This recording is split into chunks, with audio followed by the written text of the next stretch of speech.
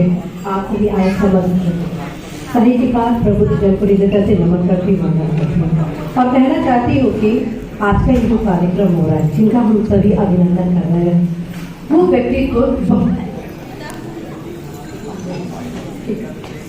को बहुमुखी प्रतिभा बनाएंगे। जी हाँ, हम बात कर रहे हैं अत्यंत ही आदरणीय हम सभी के पिता तुल्य डॉक्टर दिनेश अवस्थी सर की, जो कि अपने कर्तव्यों के प्रति सदैव ही कर्तव्यनिष्ठ रहे हैं।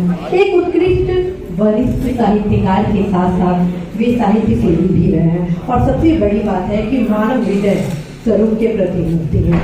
बड़े हर्ष के साथ आप सभी को अवगत करा रहे हैं कि उनका जन्म 15 अगस्त 1951 को ग्राम अवस्थी पूर्वा जिला लखीमपुर खीरी हुआ।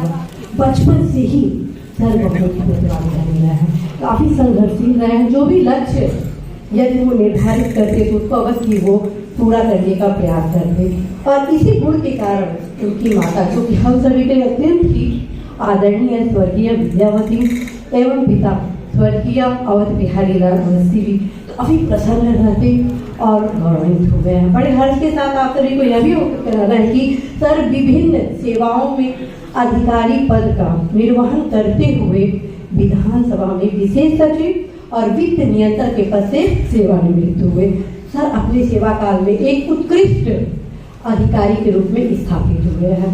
एक ईमानदार छवि कर्मित अधिकारी के रूप में वो जाने जाते हैं। और यदि साहित्यिक परिचय की बात आप सभी किताबें मैं करूं तो पूरा ये दिन कम पड़ जाए, क्योंकि वो न सिर्फ साहित्य का सृजन किए हैं बल्कि साहित्य के निर्माण के लिए तमाम वो कार्य किए हैं। आप सभी को बताकर बेहद प्रसन्नता हो रही कि उनके द्वारा लिखे गए जो किताबें हैं, जैसे दोहा वल्लरी हुआ, जीवेश कुंडलिया हुआ, समसामयिक कुंडलिया हुआ, अत्यंत ही लोकप्रियता न सिर्फ भारत में बल्कि विश्व स्तर पर भी प्राप्त की।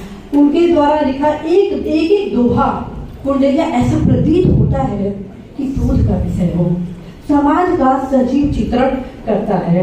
और इन्हीं सारे खूबियों के कारण उन्हें न सिर्फ हिंदी संस्थान, राज्य कर्मचारी साहित्य संस्थान, माननीय मुख्यमंत्री महाराष्ट्र सरकार द्वारा सम्मानित किया गया है, उत्तर प्रदेश सचिवालय राष्ट्रपति अधिकारी संघ के तत्वाधान में सम्मानित किया गया, बल्कि हजारों संस्थाओं द्वारा उन्हें सम्मानित किया गया। और हम सभी बहुत ही हर्ष के साथ एक संस्था का नाम लेते हैं जो कि देश के उत्कृष्ट साहित्य राज्य कार्मिकों के साहित्य प्रगति के लिए बात करती है, काम करती है, जो कि राज्य कर्मचारी साहित्य संस्थान उत्तर प्रदेश के नाम से जानी जाती है। आप सभी अवश्य उस संस्था को जानते होंगे। उस संस्था की स्थापना चौमुखी विकास में अवस्थी सर का अहम योगदान है।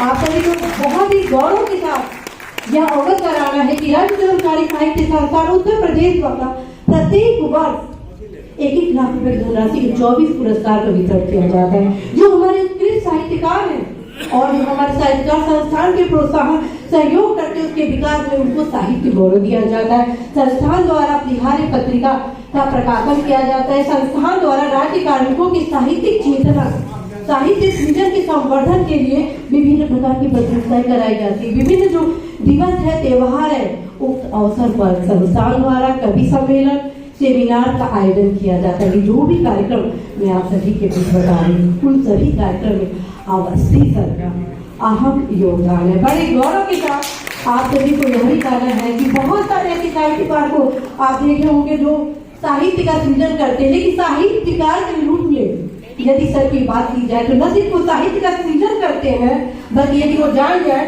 कि आपके भीतर साहित्यिक गुण विद्यमान है तो उसको वो अवश्य ही धरातल पर लाने का प्रयास करते हैं। न सिर्फ उस व्यक्ति को जो साहित्य में अभिरुचि रखता है उसको मंच प्रदान करते हैं, बल्कि यथोचित सम्मान देने जाने का भी कार्य उनके द्वारा किया जाता रहता है, जो कि ये गुण बहुत ही कम हम लोगों में देखते हैं। हम सभी बहुत ही भाग्यशाली है कि सर का हम सभी आचरण देखकर निश्चित रूप से उसे कुछ न कुछ सीखेंगे। और आप सभी को यह भी अवगत कराना है कि सर इन सारे गुणों के साथ साथ एक मानव हृदय को लिए इंसान भी है। उसका कारण है कि सर आपने एक निजी संस्था जिसका नाम है अवध श्याम ललित विद्या संस्थान के तत्वाधान में प्रत्येक वर्ष अपने जिला लखीमपुर खीरी में एक साहित्यिक कल्याणकारी सांस्कृतिक कार्यक्रम का भी आयोजन करते हैं। उस कार्यक्रम के माध्यम से उनके द्वारा एक कवि सम्मेलन का आयोजन किया जाता है, जिसमें वरिष्ठ साहित्यकार के साथ साथ युवा साहित्यकारों को भी मोटिवेट किया जाता है, उन्हें स्थान दिया जाता है, उचित सम्मान दिया जाता है। और जो उस कार्यक्रम की खास बात है, उस कार्यक्रम की खास जो बात है उसमें है कि उस कार्यक्रम में वंचित गरीब जनों के बीच वस्त्र और विभिन्न प्रकार के अनाज वगैरह का भी वितरण किया जाता है। और जिला के जो होनहार युवा हैं उनके भीतर छिपी ऊर्जा को उकेरने के लिए मोटिवेशनल कार्यक्रम के साथ साथ उन युवाओं को सम्मानित भी किया जाता है। और जो मैं सर की विशेष बात करने वाली हूँ वो ये करने वाले कि सर आदि आबादी अर्थात नारी शक्ति को भी आगे बढ़ाने के लिए समुचित प्रयास करते हैं। जी हाँ, मैं बात कर रही हूँ अपनी संस्थान की उन तमाम महिलाओं की जो सर के गाइडेंस में, सर के संरक्षण में बहुत ही सुरक्षित महसूस करती है। यदि हम अपने घर वाले से ये कह दें रात को 2 बजे हम अवश्य सर के साथ हैं, तो हमारे घर वाले बहुत ही निश्चिंत होकर सोते हैं।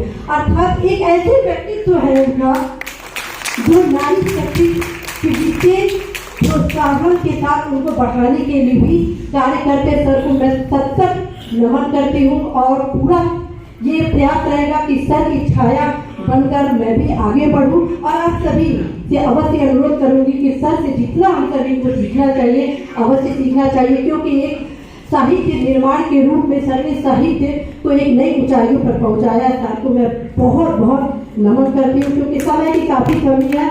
आप सभी देख रहे हैं बार बार मेरे ऊपर दबाव आ रहा है, बहुत कुछ सर का छूट चुका है बताने का, लेकिन इतना मैं कह सकती हूँ कि सूरज के सामने दीपक दिखाना मैं सर को हृदय से नमन करती हूँ। धन्यवाद।